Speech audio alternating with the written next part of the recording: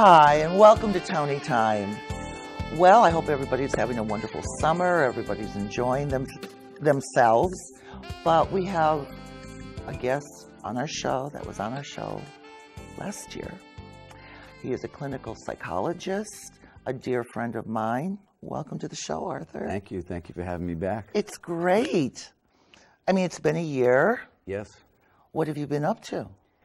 Working, playing with grandchildren, staying in shape, loving being back at Biddeford Pool. Oh, I know. Dream about it all winter. Well, of course. Yeah. Of course. I used to do that when I lived in New York. And I would come up here for a month. And then I would go back. And then the next 11 months, I'd be dreaming about coming back. Yeah, So I know yeah. what you're talking I literally about. dream about it, especially on snow days. Oh, God. And we had a winter up here. I heard. Oh, my I heard. God. We had a winter. And for a city girl, you know, I'm learning to become a Mainer here. I mean, I can go out in a T-shirt now when it's below zero and not be cold. That truly is a Mainer. Boy. You've graduated. I've graduated. Well, you know what? Even though we know each other, I decided to go back and kind of go over all the books you wrote. You've got like 7, 8 books here. Mm-hmm. And my goodness, that's such an accomplishment. Thank you. I mean, how do you feel? I mean, each book, the stress solution, it's almost like every section of life, every day as things change, you have acknowledged the stress, the empathy. Mm-hmm. You wrote a book on the power of empathy. And you also, transforming anxiety into joy. Mm-hmm. How many people out there right now are suffering from anxiety and panic? I mean, we have some of the highest rates of stress, anxiety, and panic now than we've had in many years. The suicide rates, the highest in 30 years for adolescents. Yeah. But guess what? Highest in 30 years for adults. Really? So depression is rampant, and the concern about what's happening in our culture is increased greatly. Empathy's decreased, narcissism has increased, trust is decreased.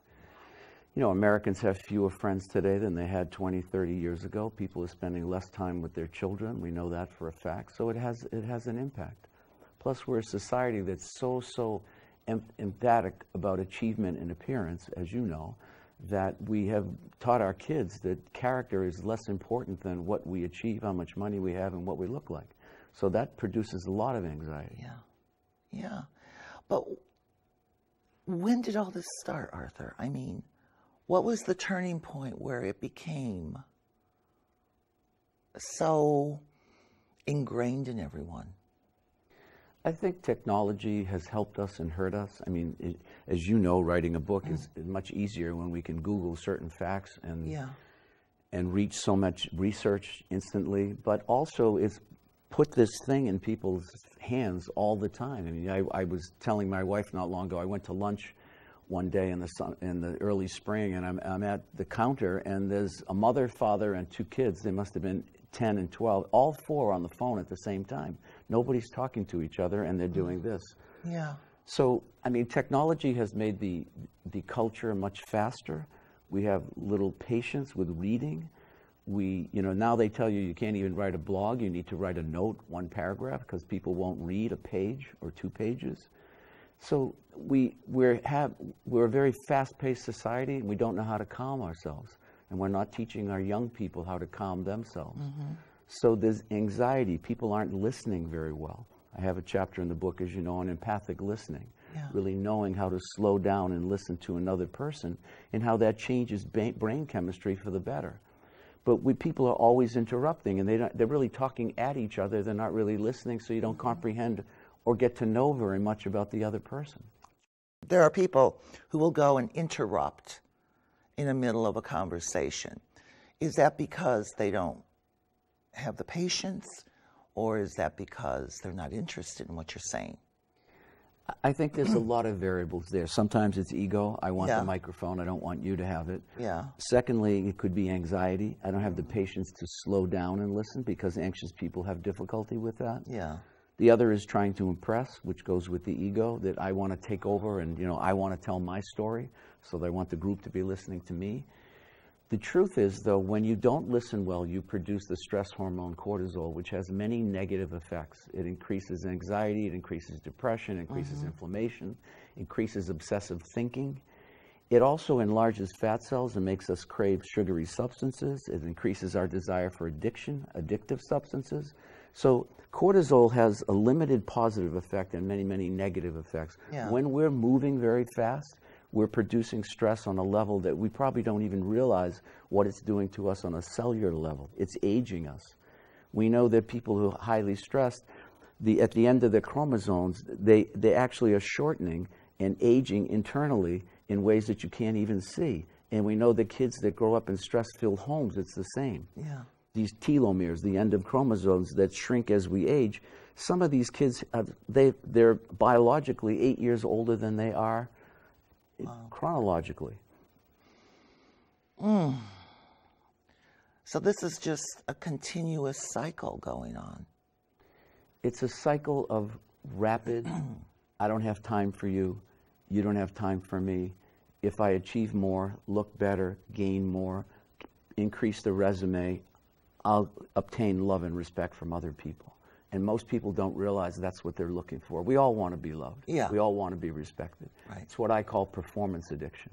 Right. The belief that increasing appearance and achieving more and more will bring you the love you're looking for. And of course, it doesn't happen that way. And happiness doesn't happen that way. People think by attaining certain things and again improving that resume, I'm going to be happy.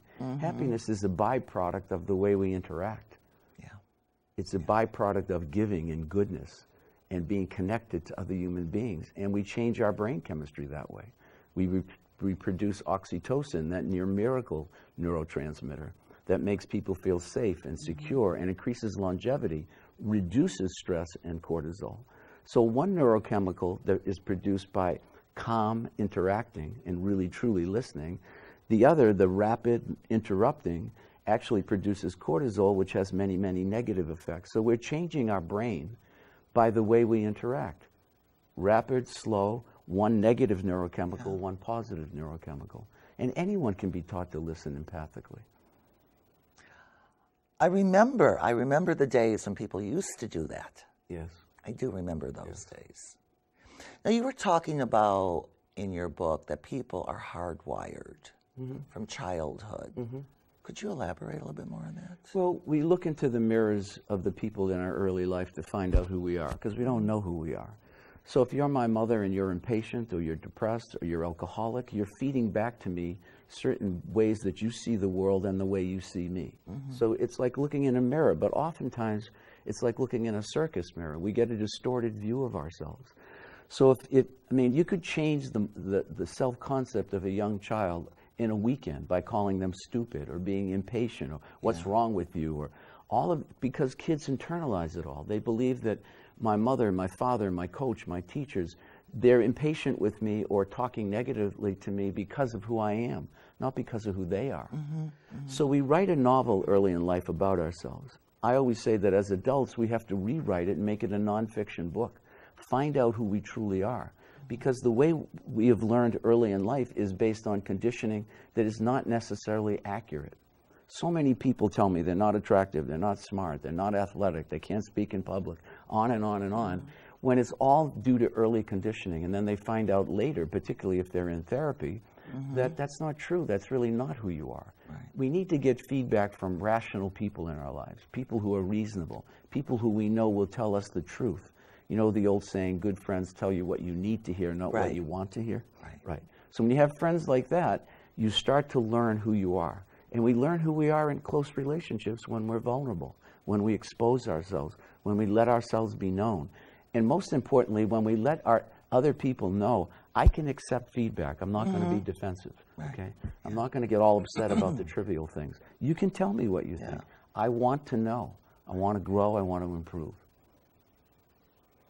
It's true. So we have to rewrite that book that we've written early in life and make it more objective. That's what empathy does. Empathy is focused on the truth, perceiving the truth. It's everyday mind reading, assessing ourselves and others accurately. And I think that's probably one of the greatest achievements any human being can attain, is being able to reduce the prejudice about oneself and others. You know, that's why obviously I wrote a chapter on prejudice in that book.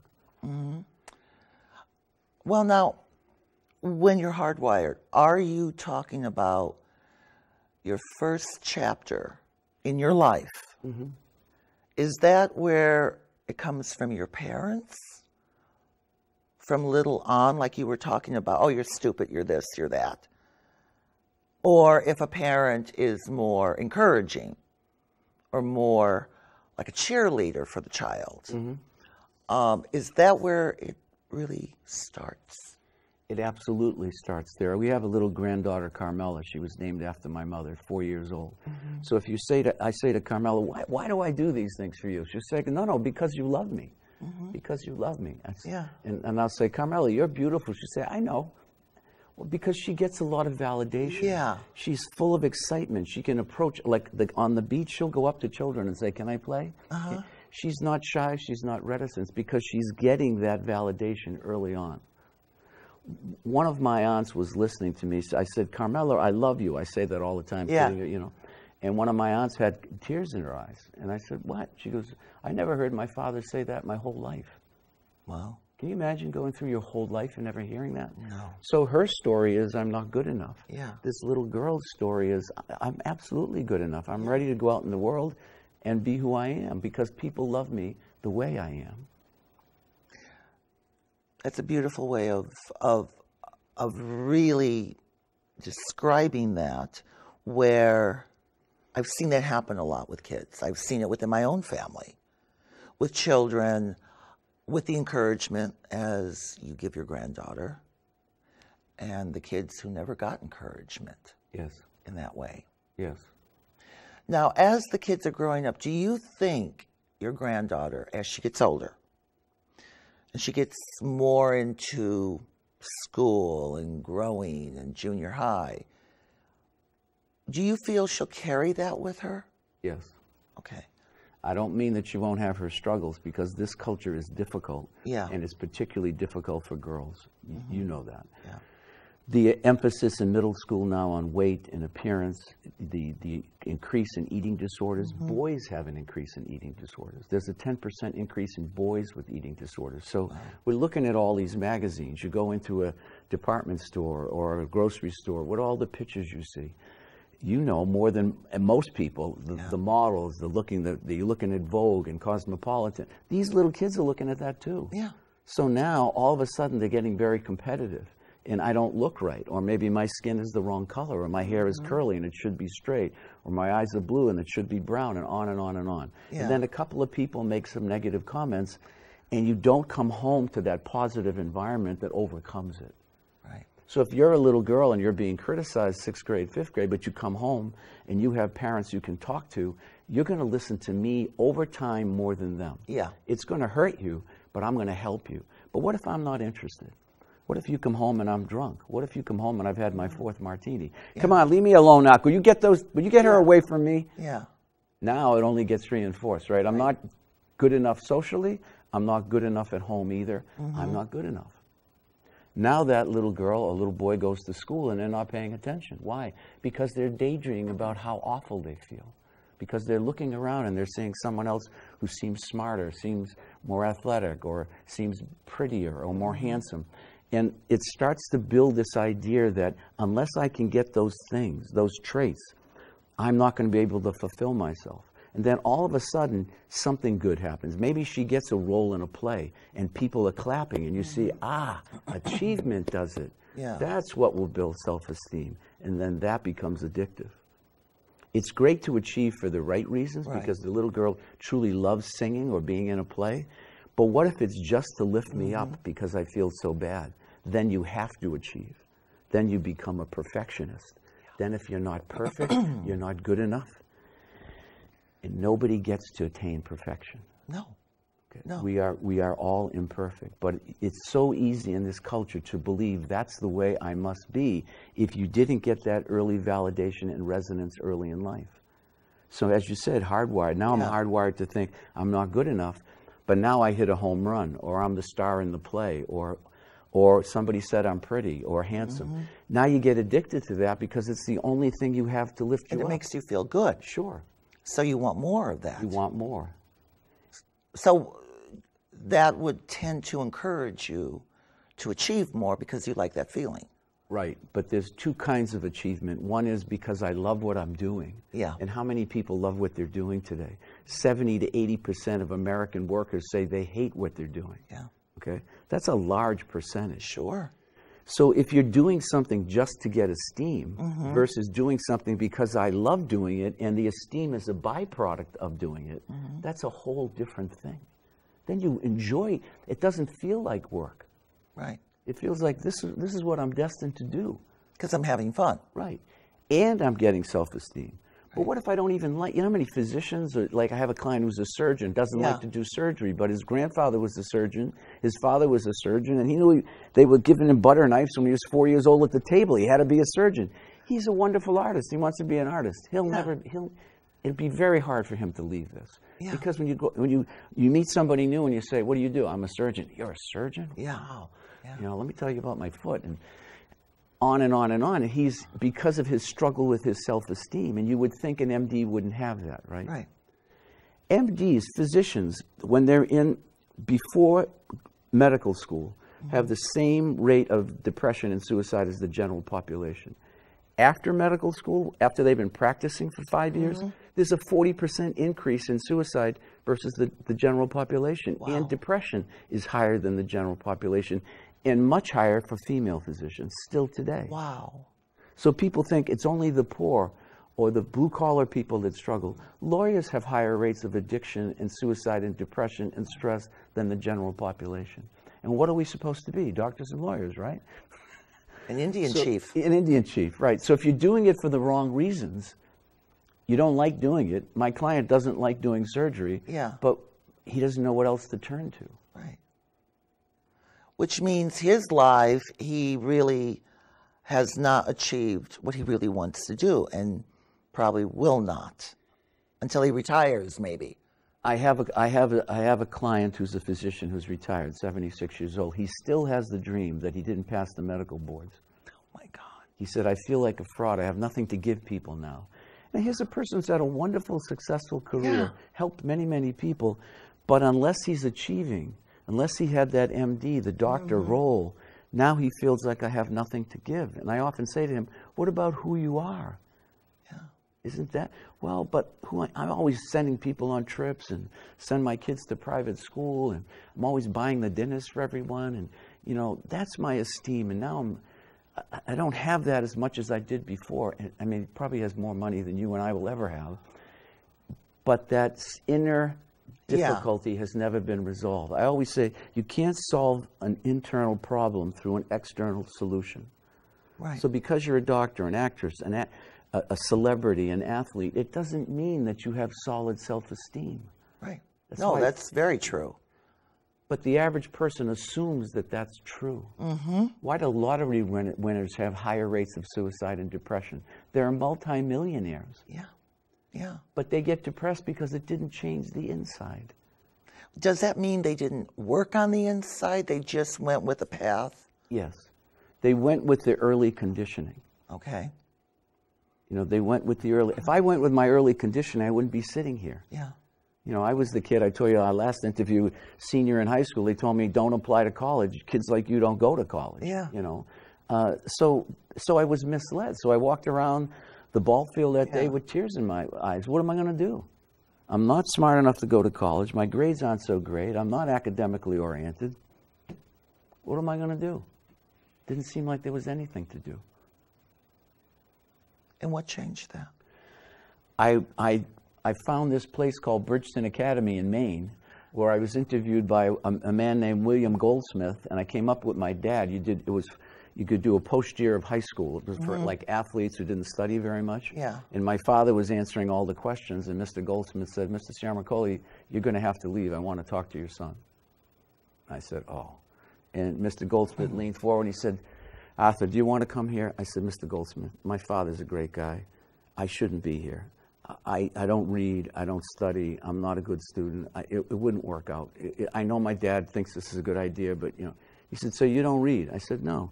You don't read anything? I said, no. He said, I heard you're a football player. Right. Do you read the sports page? I said, yeah. He said, well, how many sports pages do you read? I said, I read the Boston Globe, the Boston Herald. You know, and he said, so what was the score of last week's championship game? And I told him the score. And he goes, what was the average yard per carry of Jimmy Brown? And I told him that. And he said, what was this and that? He said, you've just answered every single number. You know every numeral of every game, and you told me you don't read. And he held my hand. He goes, I guess they didn't know what to teach you or how to teach you. Wow. He said, if you come here, you'll be okay. Wow. And in The Power of Empathy, my first book, I dedicated a chapter to him, because that man in that moment, from all that negative hardwiring, there was a change. When my parents came up for the parents' weekend, they came up and they were talking to different teachers. He pulled them aside. He said, your son is the hardest worker here. I was reading under a flashlight at night because he empowered me. He believed in me. Yeah. And it started to turn the corner. One man, one interview, 10 minutes. Yeah. Why would this guy, who's a principal, believe in me? It made me wonder.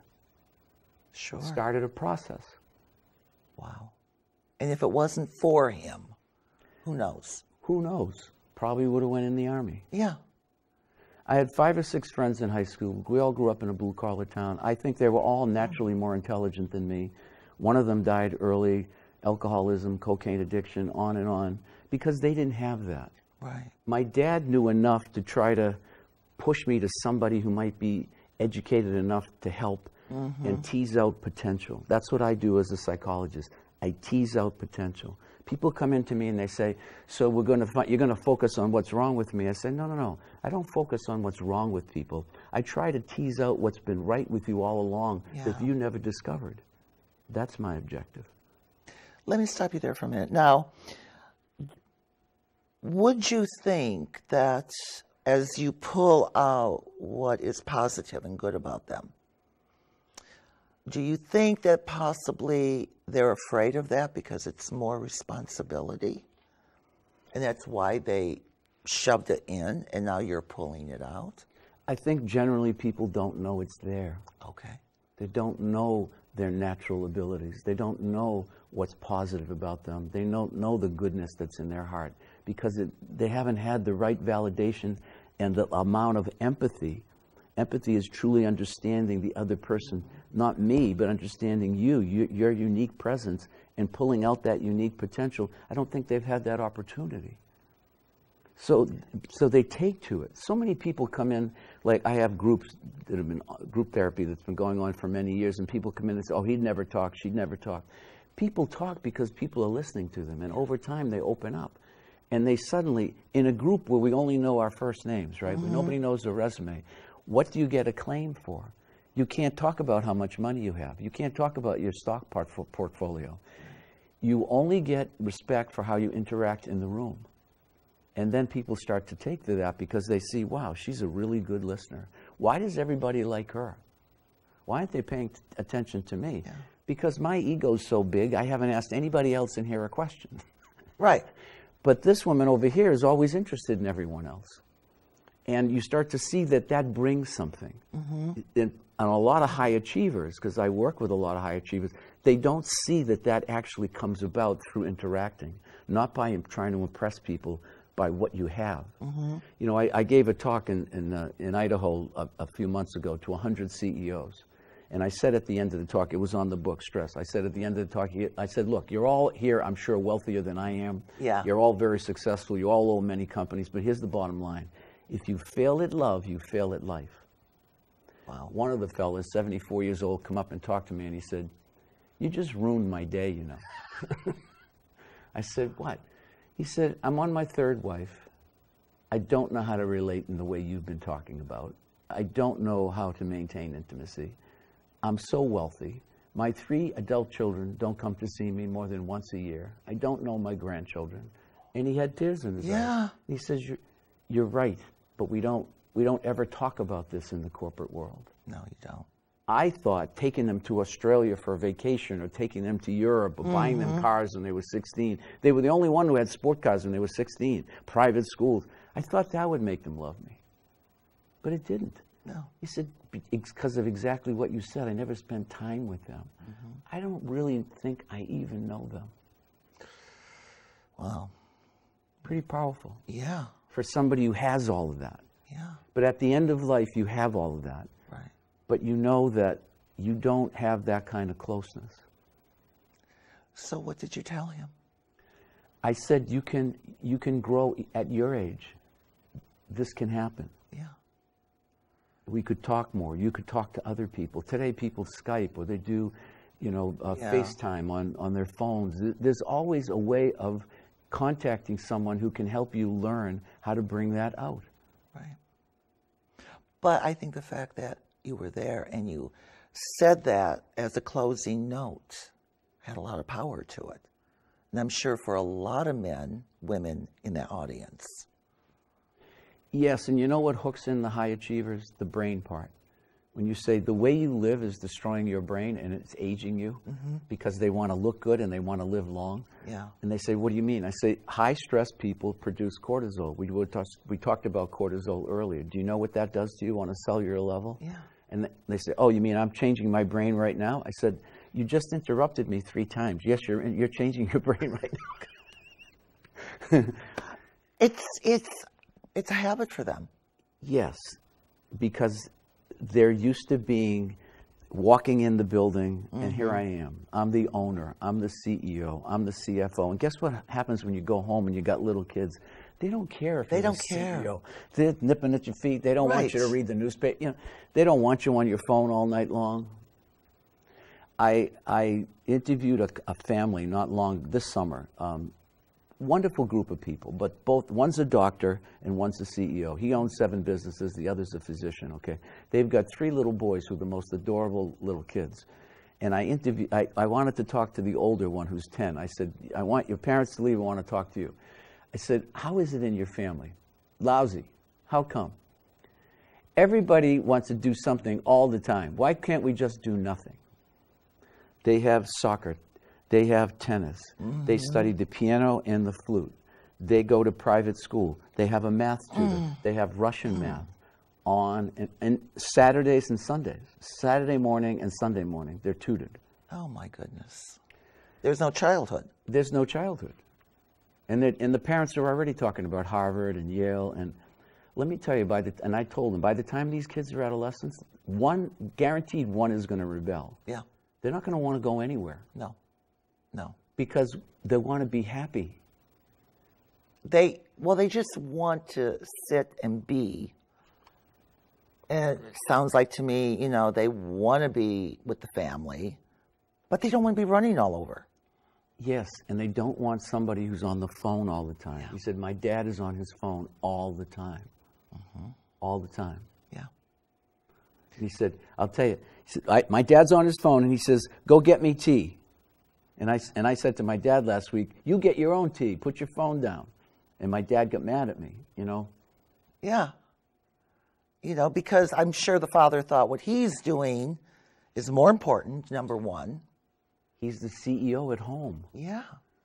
You're the secretary. Go Yeah. get me my tea. Right. Right. Wow.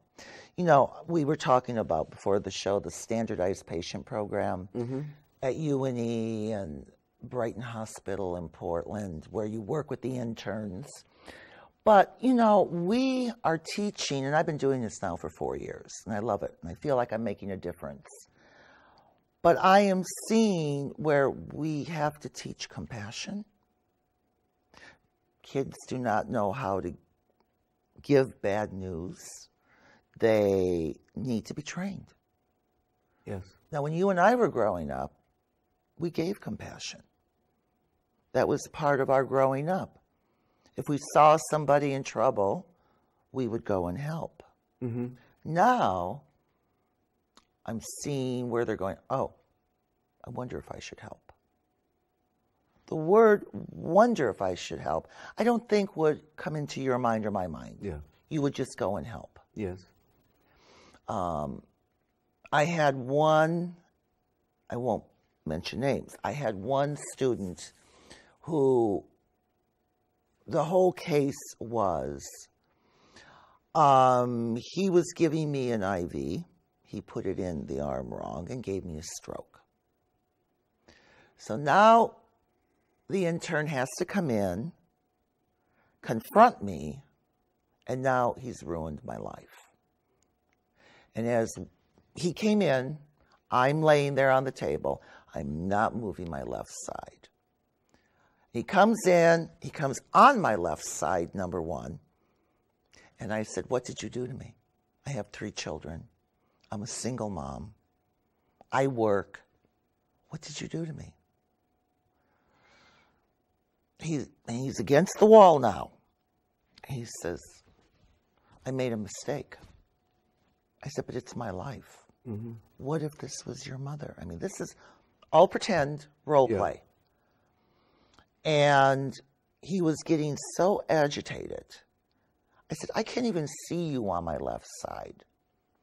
So he comes over to my right. Now he's against the wall, like this. I said, but you took an oath not to do no harm. He said, I didn't take an oath not to make a mistake. Whoa. And as the conversation went on, he finally said to me with his arms up against the wall, what do you want from me? I said, I want compassion. Now, after the whole thing was over, he was allowed to go and watch the tape, the videotape, comes back in. I sit down with him to give him constructive feedback. I said, so how do you think you did? I think I did pretty good. I said, really? You thought you did really good? The doctor came down, the head doctor comes into the room, and he did all the right things, the politically correct things. And apparently after this was over, and I saw that doctor a week later, he says, you don't know what happened after you left.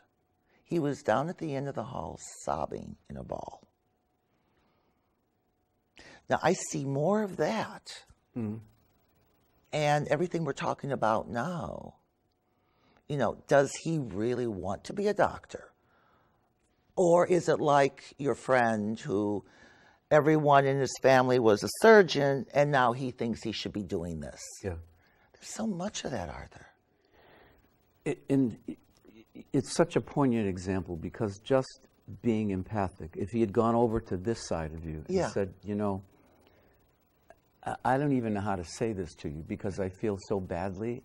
I made a mistake. Yeah. It's breaking my heart to tell you this because I shouldn't have done that. I made a mistake. I tried my best, and I hope in some ways maybe you could forgive me. I don't even know if that's possible. I feel terrible. Right. I feel awful that this happened to you. Yeah.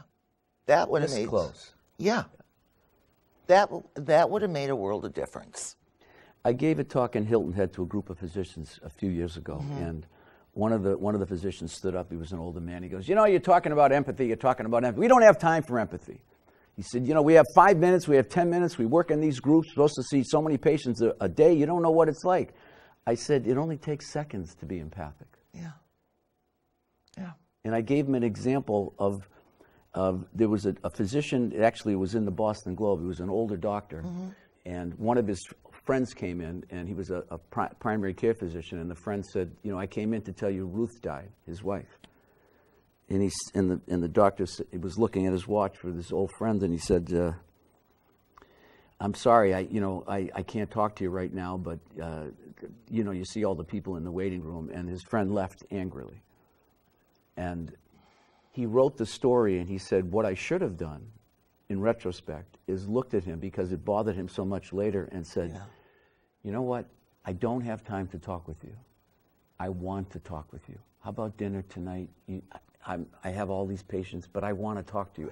You know, what time? Can I come over? Can I take you out? Yeah. Okay. That took 30 seconds. Yeah. Now, here's an older physician who realized that he made a mistake. Yeah. And he reflected on it, and he wrote about it. I mean, it actually became an article. So the doctor who stood up in that talk that I gave, who said, we don't have time. No, you do have time. You do have time. You're walking through the hall, and someone says, can I talk to you? Yeah. Tony, can I talk? I'm busy. I've got a meeting.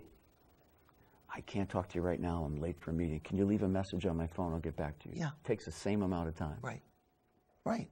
But when you think you don't have time, you don't have time. Right. Exactly. Exactly. I mean, making the other person feel as if they're unimportant. You might be friends for a long time or colleagues for a long time. But you're right. It's all in how you present it, you deliver it. It's the eye contact. It's getting close. It's even the touch. Yes.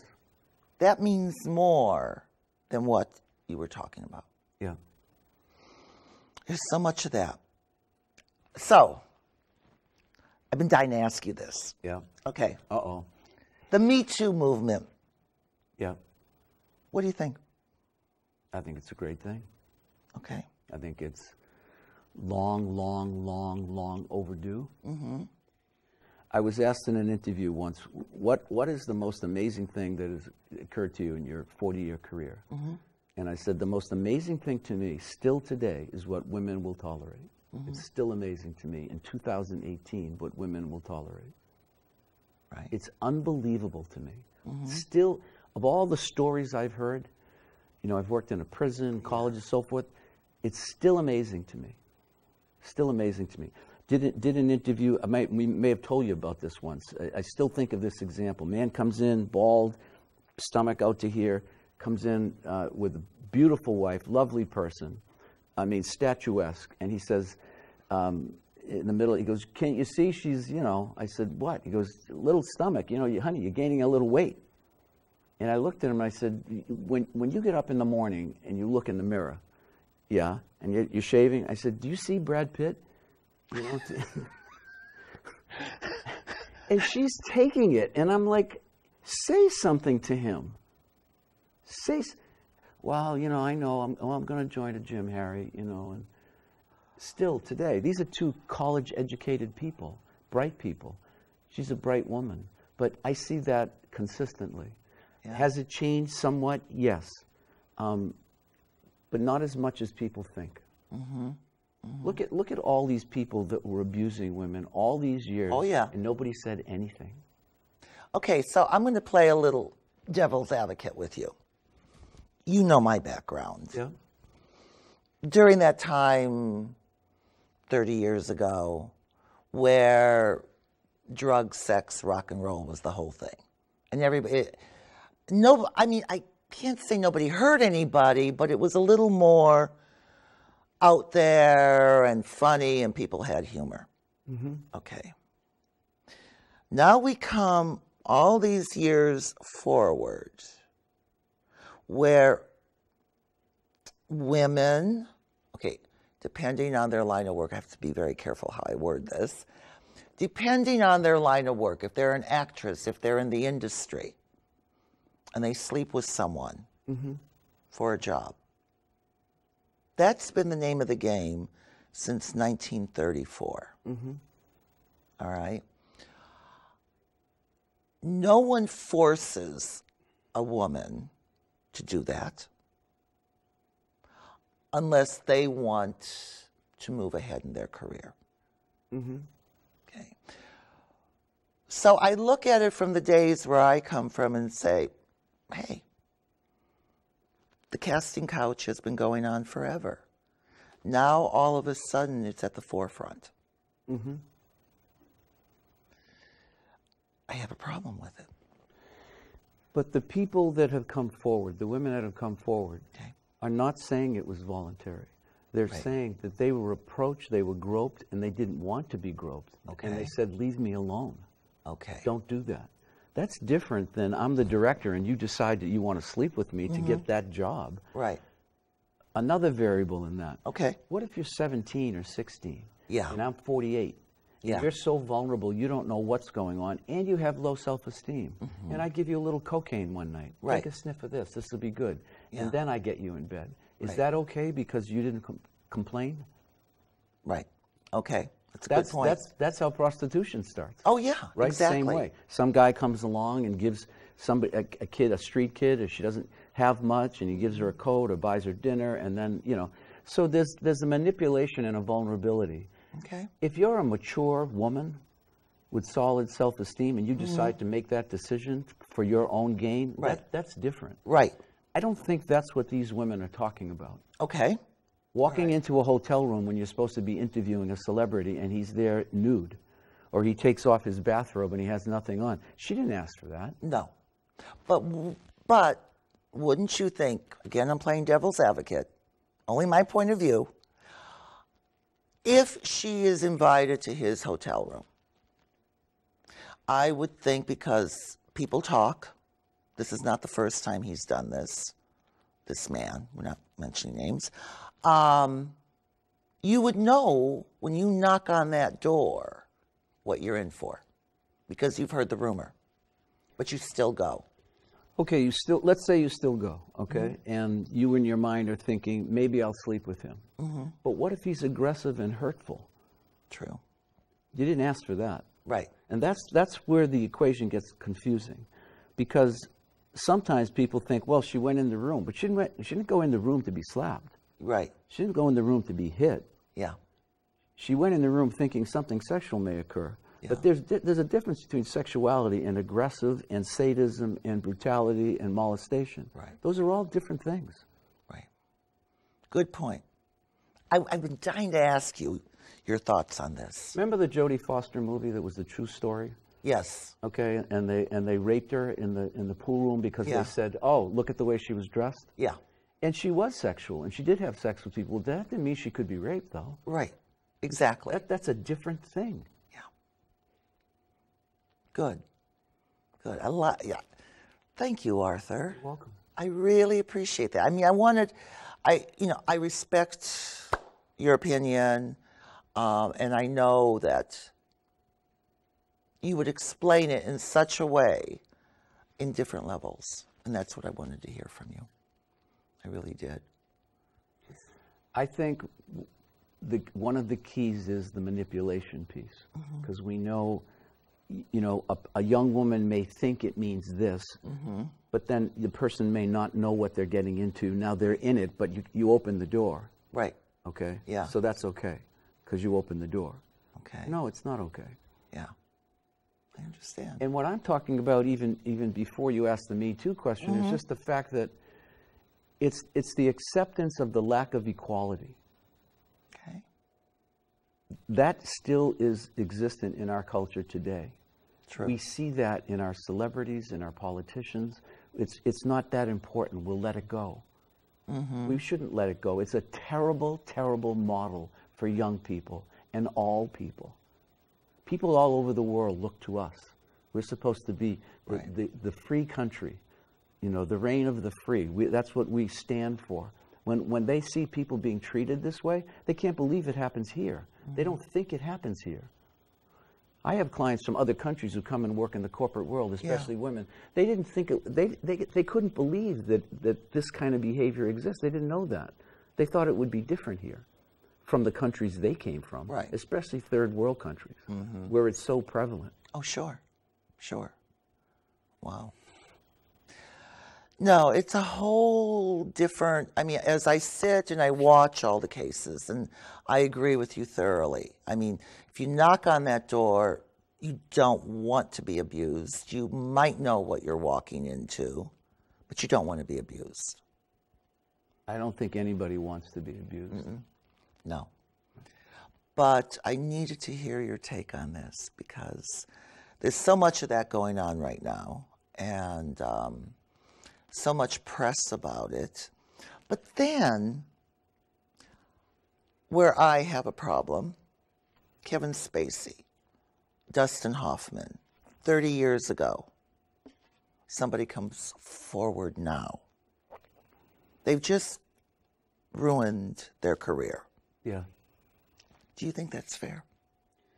I don't know enough about the particulars in either of those cases to say, so I don't really know. It would depend on the circumstances, the severity of the actions, how devastated it was to the person. If it was just something mild and they just want some press themselves, of course that's a whole different issue, but I don't know enough about either of those cases.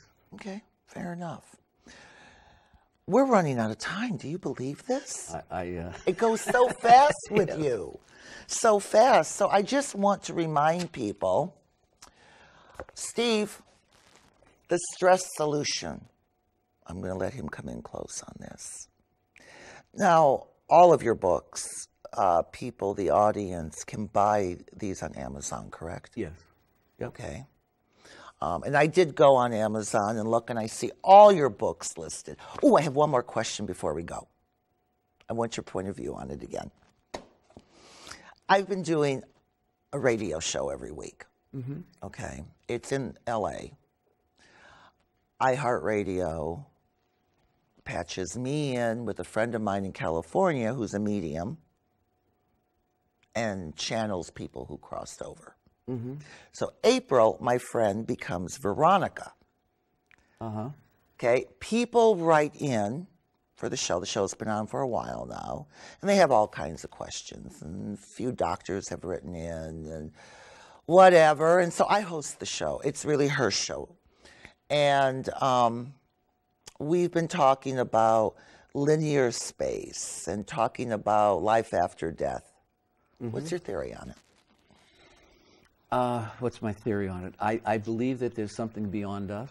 Okay. I'm absolutely sure of that. I think life is a mystery. There's so much that we can't know. Yeah. I think some people are too concerned with certainty. I think it's fun to know that life is a mystery. So what do I think? I don't know.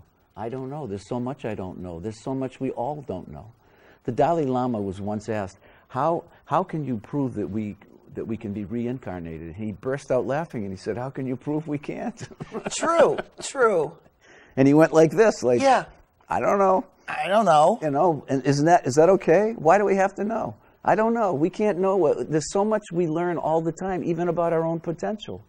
It keeps growing and growing. And some of the most eminent scientists in the world believe that there's a God, that there's something beyond us. And I do too. Yeah. But can I say exactly for sure with 100% surety? No. Yeah. But I believe life is a mystery. And there's much that we don't understand, and that's okay. We don't have to understand everything. Okay. You know, I always have for you, one more question. And that was another one because I've been doing this show now for about 4 months, and I've been having fun with it. And the questions that people ask and they write in and stuff. And I was doing a show last Thursday, because I do it every Thursday.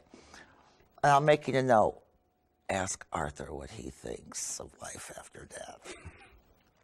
I just so enjoy interviewing you. Well, thank you very much. I enjoy the interaction very much as well. It's easy with you. Oh, thank you. I love to hear your thoughts. I mean, it's been a year. Coming together like this, I know the audience they really enjoy it. And after our last show, I was in Portland at Macy's. And this woman came out from behind the clothes, and she saw our show. And she said, "Hi, I'm Brenda, and I saw your show with Arthur." And she said, "Oh my God, I learned so much from it." And I mean, this is God's truth. And she says, "Oh, please keep doing your shows." I said, "Well, he'll be back this summer." So for you, Brenda, told you he's back. So again, Arthur, I want to thank you for being on the show. Thank you for having me. I really appreciate it. And we do have fun, and we do get in, and I can ask you anything, which I love. And we'll see you around the pool, and we'll get you back to do another show and catch up. I'd love to do another one. We will. Okay. We will. We're a good team. So I want to thank everybody for watching the show today, and have a good week, a good weekend, and we'll see you soon. Bye-bye.